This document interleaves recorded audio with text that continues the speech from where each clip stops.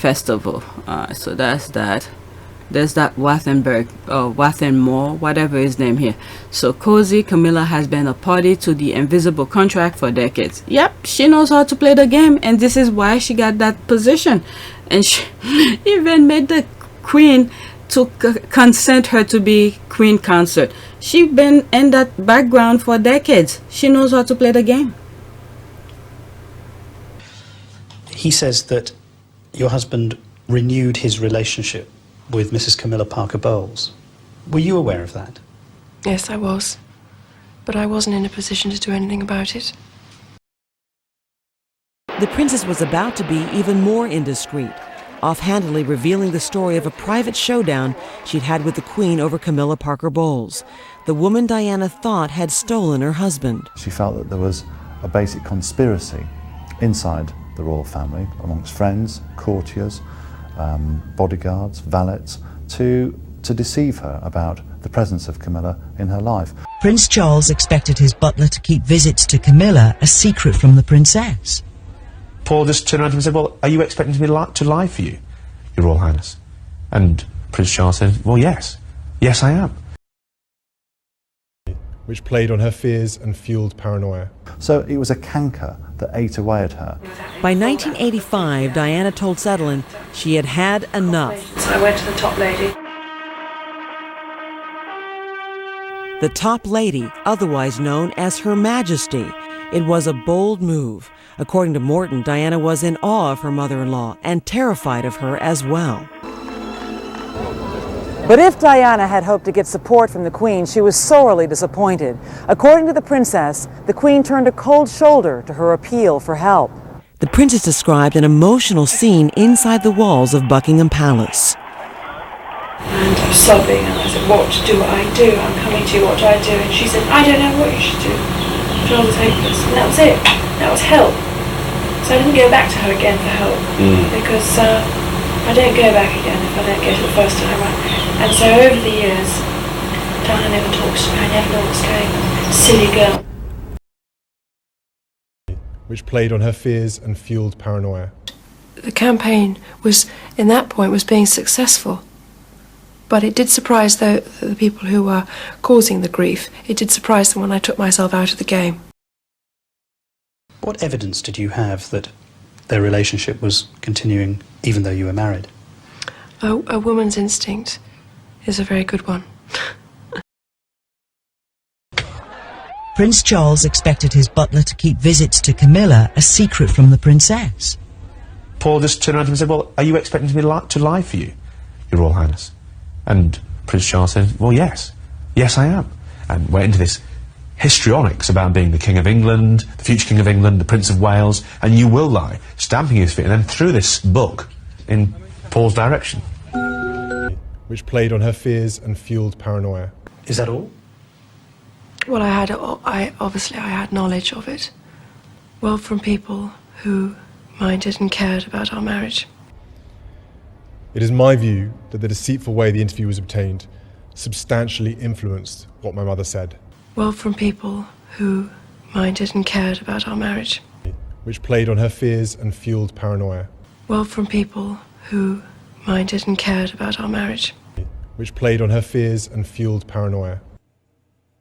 And if they ever sat on that throne, that crown is gonna be a freaking headache on their head. What the what? It's not an allegation against Meghan. You speak with forked tongue, Max. The headlines clearly stated Meghan was accused of bullying staff. Okay, let's see here. Headlines are not facts. Okay, Buckingham Palace said from day one that it intended to investigate its HR practice. The media turned that into an investigation of Meghan. Okay, so I guess I got it wrong as well. There's that. True. Okay. Karen Cambridge is out in the cold. Okay, oh, this was interesting. Charles is letting it be known that William and Kate are the problem, not him. LOL. That is true. So on brand for Charles. Yes, Willie is awful, but I've never seen a man with a lesser fatherly instinct to protect than Charles. That is true. This is it right here. Max actually said the tension is from KP. Yep, I also heard that as well. Indeed, he does. MF dropped, quote, any remaining tension are with William. So Charles doesn't want to be part of the rift with the Sussexes narrative anymore. Because he knows Meghan doesn't play. That's the thing. And Harry is not playing that game anymore. He tried with Harry, with the cash for honor, trying to throw him under the bus. And then Harry returned that bus back to him and said, I'm not going under the bus. You're going under the bus. Because I warn you about this guy. He's a funny character. Don't make deal with him. So don't blame me for this nonsense. Alright, so he knows he can't play with both of them anymore. So he's like, don't blame me. This was probably his last chance to say, okay, I'm not messing with you guys anymore. So any nonsense that's going on, it's the brother. All right, let me read some few more and move on.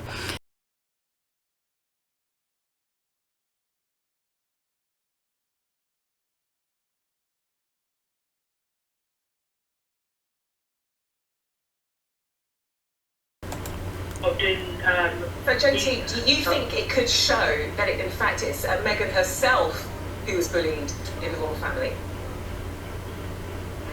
It takes two to tango. Meghan knew what she was getting into before she married. She wasn't marrying a commoner. She was marrying one of the princes of England and one of the prime princes. And, so just because she married into the royal family, she's supposed to be a punching bag. Is that what she's saying? She knows she was what she was getting into. What the F is this? Because of the royal family, so she's supposed to take it. Oh my God, no wonder why the royal family is using their tax money. Oh my God, but anyway. She exactly knew what she was getting into. And every one of the royal family.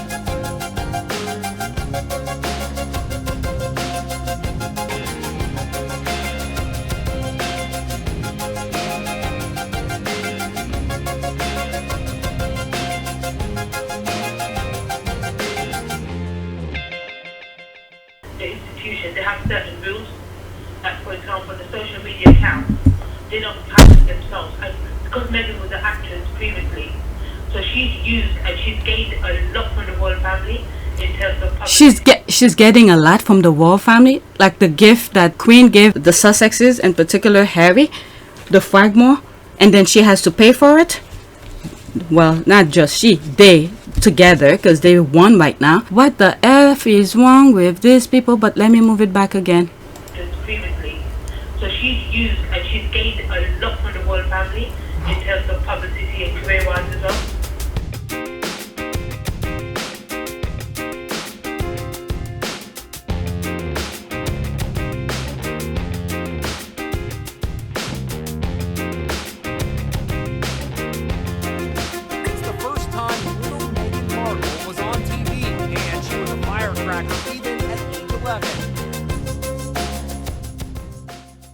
assignment way back in elementary school in Los Angeles. Meghan and her classmates were asked to watch some commercials and assess their messages. It's always mom does this and mom does that. In particular, a commercial for Ivory dishwashing liquid caught her attention because it used the word women. Women are fighting greasy pots and pans. And I said, wait a minute, how could somebody say that? Even back then, Meghan struck everyone with her easy charm and intelligence. Just about 1 out of every 3 commercials is gonna say something that's gonna hurt somebody's feeling.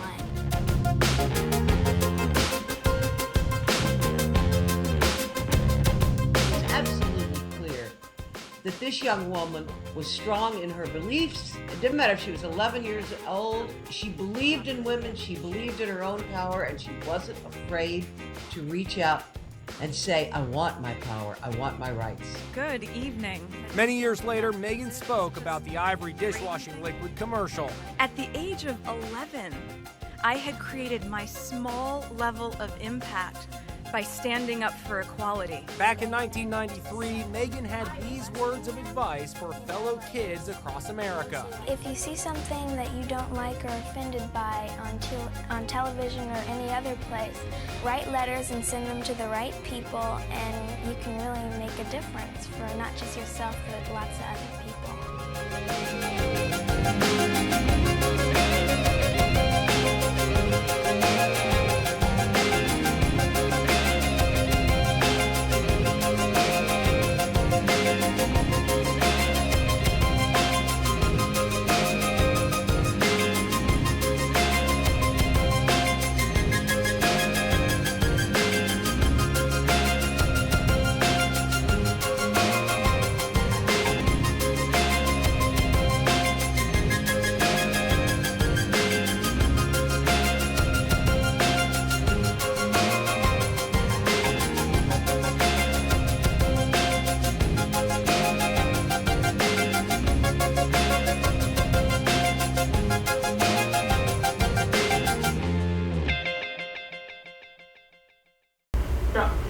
I don't think she was, I personally don't think she was that bullied, and I think she's got voices of opinion, because even if you look at the interview... You know what? Meghan did right. Okay? Meghan did right.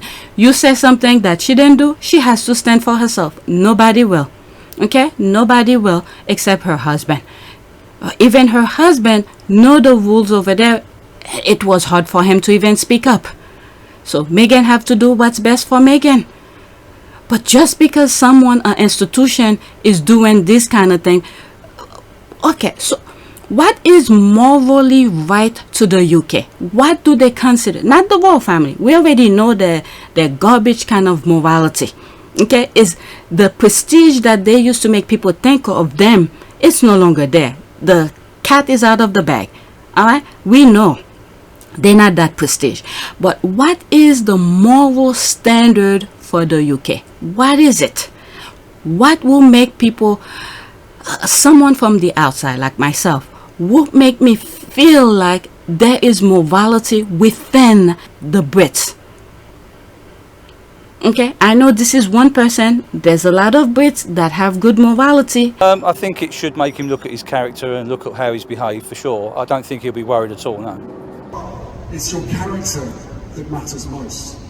Okay, but as a whole, who will stand up and say enough is enough? I've had enough with this, because people around the world are seeing us as this type of person, but we are not that type of person. Who's gonna stand up and say that? But my God. But just because Meghan married into the royal family, so she should be aligned with this kind of morality?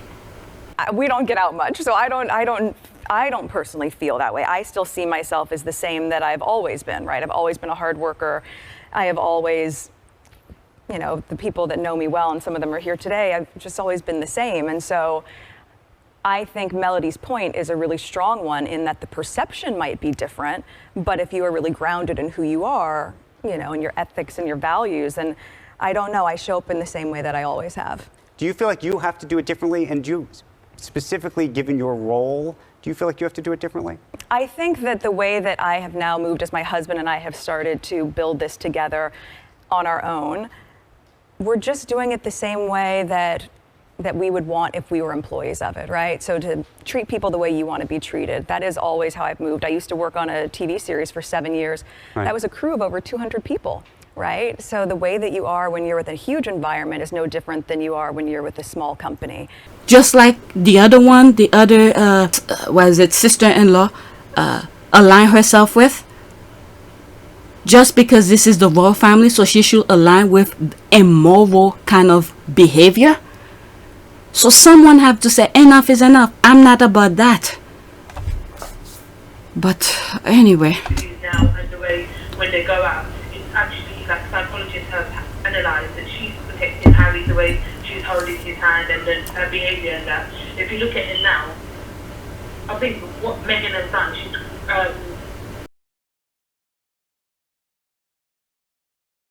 There is a cookbook, but it's also the story of a West London community who gathered together in a kitchen and discovered the healing power of sharing food.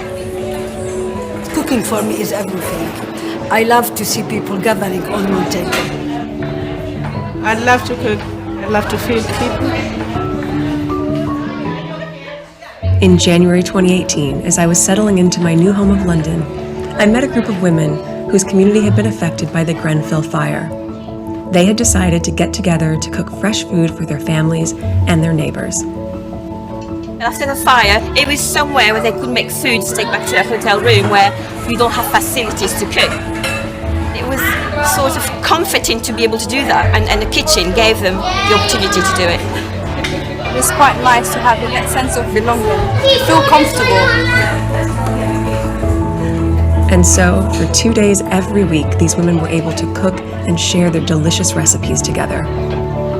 We've called the kitchen the Hub Community Kitchen because in Arabic, Hub means love, and we share love. It's like one family now. We are sharing food, sharing happiness, sadness, everything. I think food can bring back memories, and even the smell of food can bring back childhood comfort. I immediately felt connected to this community kitchen. Like these women, I'm passionate about food and cooking as a way of strengthening communities. She asked me, how many days do you offer this service? And I said 2 days a week.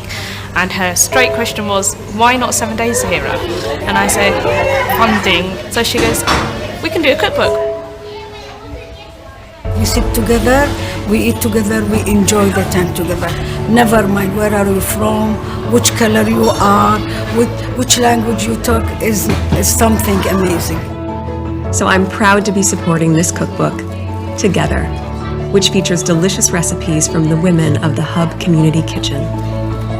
I feel very excited that my own unique recipes are going to be used around the world, because some of the recipes that I put in there are actually like very unique to my family. The proceeds will allow the kitchen to stay open and to thrive, so it can continue transforming lives and communities through cooking. Initially, the project was for Grenfell and the victims, but now it's for the community to come together, to socialise, to cook, to enjoy the different flavours. It's not just about home, it's not just about cooking to fill stomachs, it's about bringing people together.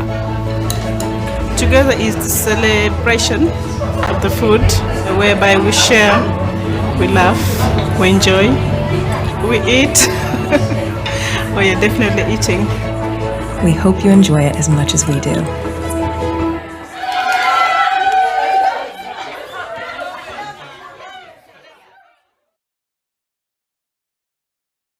This is more than a cookbook.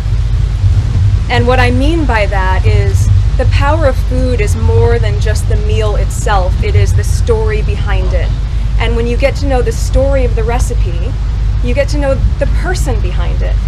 And that's what we're talking about in terms of coming together to really engage and talk and to be able to celebrate what connects us rather than what divides us. That, I believe, is the ethos of Together. So, to the women of the Hub Community Kitchen, thank you so much for allowing me to be part of this adventure with you. I'm so privileged to know you. I'm so excited to see the projects you're going to continue to do in your own community, the community at large, and also how you're going to inspire people globally by sharing your stories and your recipes. It's so impactful. We can see just in a few days alone, and the book's not even out yet, what you've been able to do. That's a testament to what this means to people, and I'm so proud of you. So on that note, I know some of you started eating, as you should. I'd be the last one to want the food to get cold. So please enjoy a beautiful lunch. Another round of applause for the women of the Hub Community Kitchen, and cheers to together. Thank you.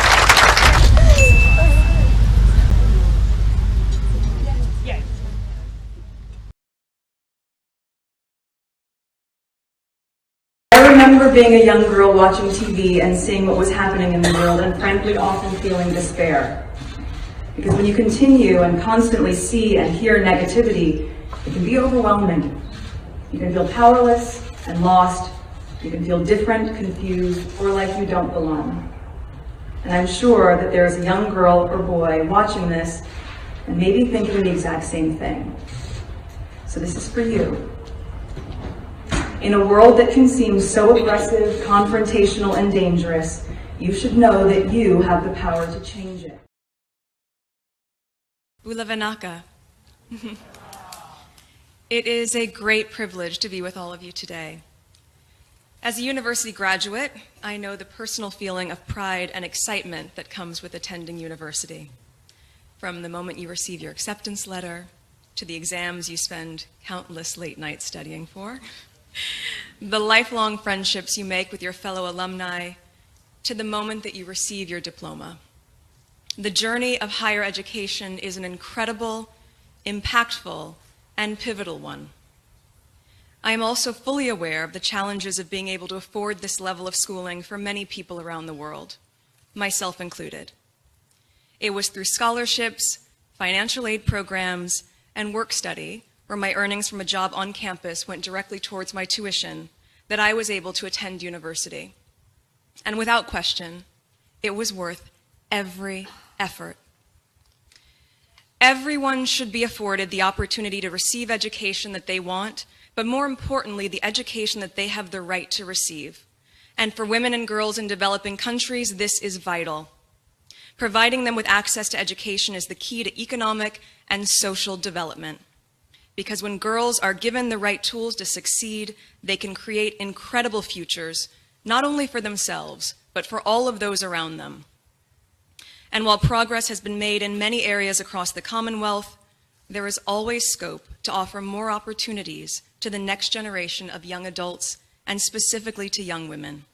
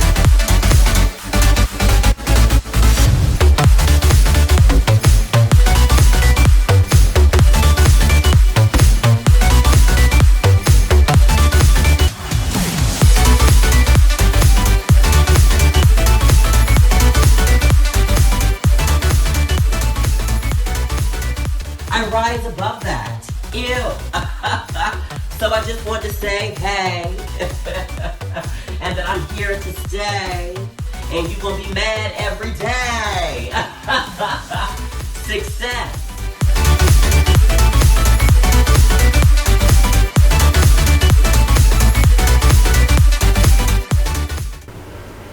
She's very cleverly used the situation towards her advantages. Okay.